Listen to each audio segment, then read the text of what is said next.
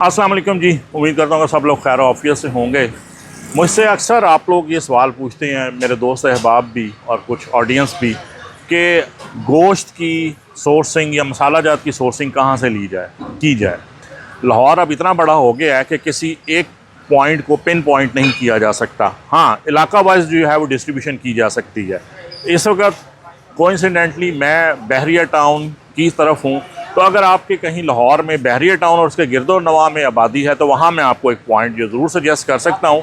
ये बहरिया से मुल्हका एक गांव है जलियाना, और बहरिया का एक गेट इस तरफ निकलता है। यहाँ पे एक छोटी सी मार्केट है जिसमें दो तीन अच्छे पॉइंट्स हैं, और उसमें से एक जिससे मैं आजकल ले रहा हूँ वो राहत मटन शॉप है, और इसके बाद उनके पास बीफ और बाकी जो लवाजमात हैं वो भी मौजूद होते हैं। तो आइए ज़रा आपको इस दुकान की सैर करवाते हैं। बकरे इन्होंने ज़िंदा हालत में रखे हुए हैं, और वही बड़े देसी बकरे, और वज़न जिनका तकरीबन 13 से 14 किलो साफ़ी गोश्त निकलेगा।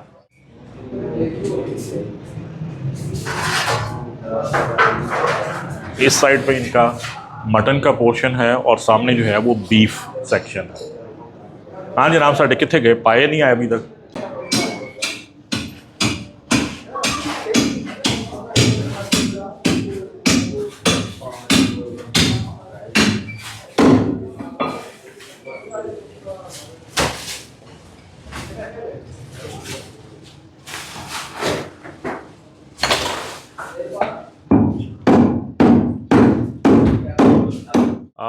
बड़ी मुश्किल से सर्दियों का आगाज़ हुआ ही चाहता है।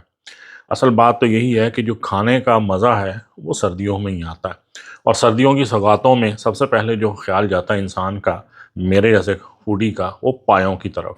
और पाए हों तो फिर हों बड़े पाए, क्योंकि छोटे पाए किसी सियाने के बकौल तो मुफ्त की बदनामी होते हैं, लेकिन वो भी अच्छे बनते हैं। लेकिन बड़े पाए यानी कि भैंस के पाए, कट्टे के पाए अगर हो जाएं तो कमाल ही बात है। चलें जी, सर्दियों का आगाज़ हम भी बिस्मिल्लाह करते हैं, पहली मुरगन और पहली सर्दियों की सौगात से, बड़े पाए से।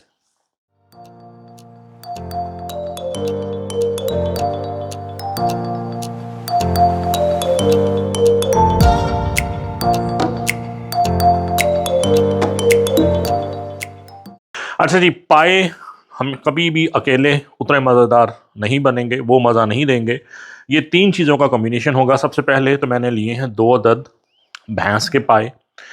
सिलेक्शन आपकी इंग्रेडिएंट्स की बेहतर होनी चाहिए, जस्ट लाइक जिस तरह देखिए कि बिल्कुल सफ़ेद रंगत वाले, अंदर से गोश्त इनसाइड जो है उसका गुलाबी रंगत हो, ताज़ा जानवर का कटा हुआ, सेहतमंद जानवर का। ये मैंने 2 अदद पाए लिए हैं। इसके साथ बौंग जो है वो लाजमी जाएगी। बौंग की मैंने तकरीबन को 1 किलो की मछली की बोटियाँ ले ली हैं, पीस ले ली हैं। ये इसका बौंग पोर्शन होगा, और इनको बिल्कुल भी आप कम अहम तसव्वुर ना कीजिएगा। तकरीबन 2 से 3 किलो आपके पास नली की हड्डियाँ होनी चाहिए, बीफ ही की बड़ी आपके पास। ये देखिए जिस तरह जिनमें बोन मैरो आपको वाफर मिल सके। ये तीनों चीज़ें मिलकर जो है ये बौंग पाए का परफेक्ट कम्बिनेशन बनता है, और इसको अलहदा-अलहदा ट्रीट किए करेंगे अभी हम। तो स्टार्ट करते हैं कि इनको दोनों को हम अलग-अलग कैसे ट्रीट करें। सबसे पहले तो जनाब आप ये काम कीजना है कि जो हमारे पास बोन मैरो नलियाँ हैं, यानी कि हड्डियाँ जो हैं, इसको आप डालिए कुकर में। इसकी हमने निकलवानी है यखनी निकलवानी है, तो इसलिए सबसे बेहतर इसके साथ रहेगा कुकर में। ये 2 से 3 किलो, 2.5 किलो के करीब जो है ये सारी नलियाँ थी। एक छोटा प्याज इसमें डालिए, 1 इंच का अदरक का टुकड़ा, एक लहसुन की गट्ठी, सिर्फ कोई एक चुटकी या थोड़ा सा ज़्यादा जो है काली मिर्च, और 1 चम्मच नमक का। और फिर इसको ढेर सारा पानी डाल के गलने के लिए रख दीजिए। मैं तकरीबन इसमें 2 लीटर से भी ऊपर पानी डालूंगा, क्योंकि हमें यही वो यखनी होगी जिसमें हम पायों को भी गलाएंगे बाद में।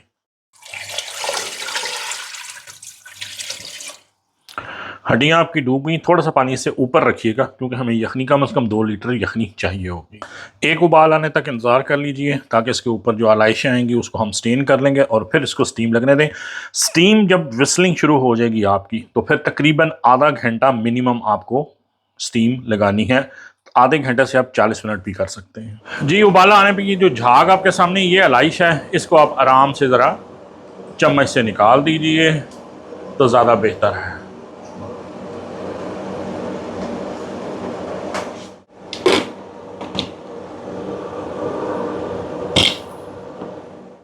चलें जी, हड्डियों को लग रही है स्टीम और यखनी निकल रही है, उतनी देर तक हम बोंग को और पायों को ट्रीट करना शुरू करते हैं।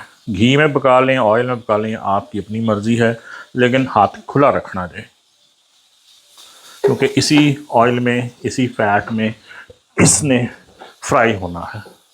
घी गर्म होने के साथ पहले इसमें जाएंगे कुछ ही खड़े मसाले।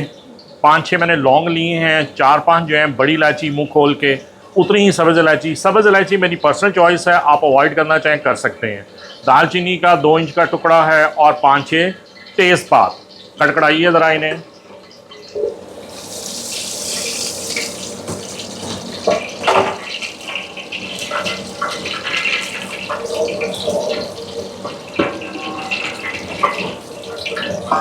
जैसे ही मसालों की ज़रा खुशबू आती है, आप कटा हुआ प्याज जो 1 पाव के लगभग है वो मैंने शामिल कर दिया।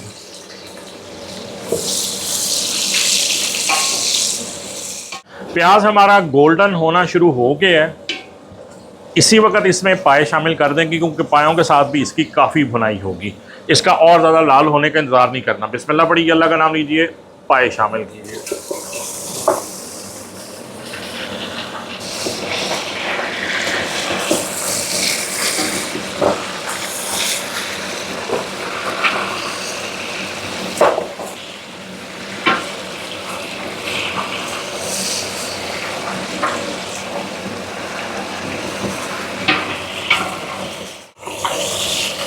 अच्छी तरह इसको चलाते रहिए और पाए जो हैं बोंग के साथ फ्राई होने चाहिए इस ऑयल में। तकरीबन 1 पाव जो है वो लहसुन अदरक का पेस्ट इसमें जाएगा। इसमें दूसरे सालनों की निस्बत ज़्यादा जाता है क्योंकि ये बड़े पाए हैं। इसकी स्मेल को ख़त्म करने के लिए लहसुन अदरक का क्वांटिटी आम सालन से डबल पड़ेगी।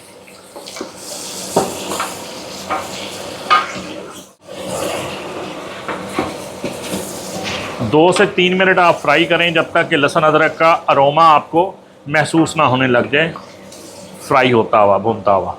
2-3 मिनट में, बल्कि 2 मिनट में ही हो जाएगा। तेज़ आंच होनी चाहिए इस वक्त। लहसुन अदरक भुन चुका है और साथ में गोश्त का आप देखिए कि उसके जूसेस जो हैं उसके अंदर सेट हो गए हैं, सीरिंग हो गई है और गोश्त ने अपना और पायों ने थोड़ा सा रंग, जो कच्चा रंग होता है गोश्त का, वो तब्दील कर लिया।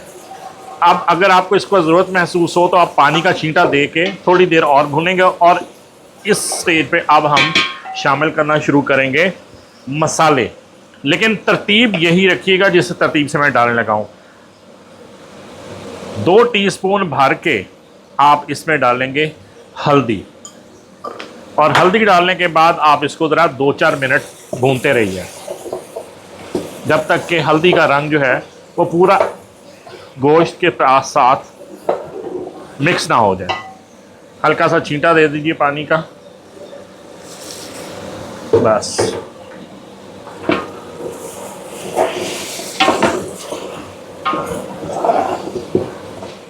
थोड़ा सा पानी ऐड करने के बाद हल्दी के साथ फ्राई किया तो देखिए कि मसाले की रंगत जो है और गोश्त की हल्दी के साथ फ्यूज़ हो चुकी है, हल्दी का रंग गालिब आ चुका है। अब इस पे हम बाकी मसाले डालते हैं जिसमें से मेन जो है वो आपका 3 टीस्पून जो है वो मैं इसमें मिर्च डालूँगा, लेवल की। ये कश्मीरी नहीं है, आम मिर्च है। ज़ीरा पाउडर इसमें जाएगा 2 लेवल्ड टेबल स्पून।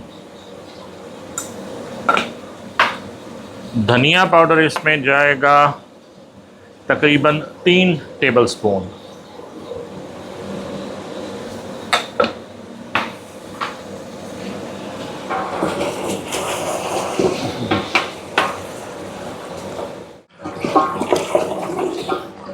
तमाम मसाले शामिल करने के बाद, पानी का छींटा देने के बाद, 3 से 5 मिनट की भुनाई के बाद देखें कि मसाले की ये कंसिस्टेंसी आपको मिल गई है।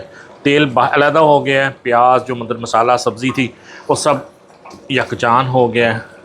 अब हम इसमें दूसरे स्टेप की तरफ आते हैं कि वो हड्डियों की यखनी जो हमने अलहदा से कुकर में निकलने रखी थी, सादा पानी की बजाय गलाने के लिए इसमें वो यखनी शामिल करते हैं। तो देखते हैं कि उस यखनी का क्या सूरत हाल है। लें जी, खोलते हैं अपनी यखनी को और देखते हैं कि इसकी क्या सूरत हाल है।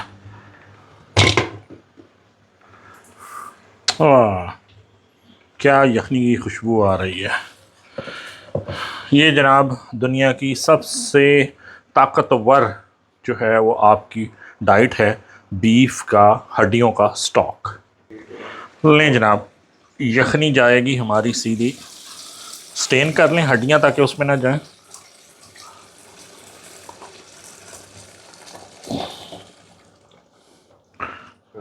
बाकी हमारे पास बच गई ये नलियां मिक, और इसकी हम अलहदा रख लेंगे इसको। लेकिन जनाब नलियां जो हैं वो हमने बोन मैरो के लिए, क्योंकि हमने अलग अलग इस वजह से किया था इसको कि हड्डियों का जूस निकलने में लगती है देर, और उतनी देर में पाया ये गोश्त जो है वो रेशा रेशा हो जाएगा। तो इसलिए इसको स्टीम हमने 40 मिनट की अलहदा से दे दी। अब इसमें से हम बोन मैरो एक्सट्रैक्ट कर लेंगे और इसकी यखनी जा चुकी है हमारे पायों में। ये पायों में हमने पानी एडिशनल कोई नहीं डाला, मसाला आपके सामने बना के भून लिया और उसके बाद वही हड्डियों की यखनी सिर्फ इसमें ऐड की है। अब आपके पास वक्त है वाफिर, तो फिर आप इसको रखिए। और इस सूरत में अगर आपने पतीले में ही पकाना है तो शायद आपको थोड़ा सा कोई 1 लीटर पानी और शामिल करना पड़े, और इसको मीडियम फ्लेम पे रख के कम अज़ कम 3 घंटे के लिए भूल जाइए। और अगर आपने प्रेशर कुकर में पकाना है तो फिर 40 मिनट की इसे स्टीम और लगेगी, 40 मिनट से 1 घंटे की स्टीम इसे लगेगी। नहीं जनाब, कोई 3 घंटे पकाई के बाद, बल्कि 3.5 घंटे के बाद गोश्त का तो रेशा रेशा अलहदा हो गया, आपके सामने है क्या परफेक्ट गला हुआ। लेकिन पाए जो हैं वो अभी हम कोई आधा घंटा पौना घंटा और पकाएंगे ताकि मज़ीद नरम हो जाए। गोश्त आपके सामने है। अब कोई 3.5 से 4 घंटे मुसलसल पकाई के बाद ये आप जो गलने का टाइम है वो आपकी गोश्त की सिलेक्शन पे डिपेंड करेगा। बड़े जानवर का है, एजड जानवर का है तो 5 घंटे भी ले सकते हैं पाए और गोश्त भी। तो अब कहीं जाके हमारा जो है पाए जो है वो गल गए हैं और शोरबे की कंसिस्टेंसी आपको नज़र आ रही है जैसी होनी चाहिए। अब इसमें सिर्फ आखिरी स्टेज पे हमने सिर्फ 1 चम्मच शामिल करना है गरम मसाला, और इसका घी ऊपर आ जाएगा और आग हो जाएगी बंद। 1 से 1.5 चम्मच गरम मसाला, जिसमें जायफल जावित्री भी शामिल है, वो शामिल कीजिए और इसको 5 मिनट रेस्टिंग टाइम दीजिए।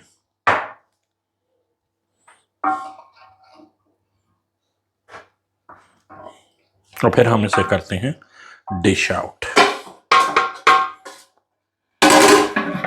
बिस्मिल्लाह करते हैं डिश आउट।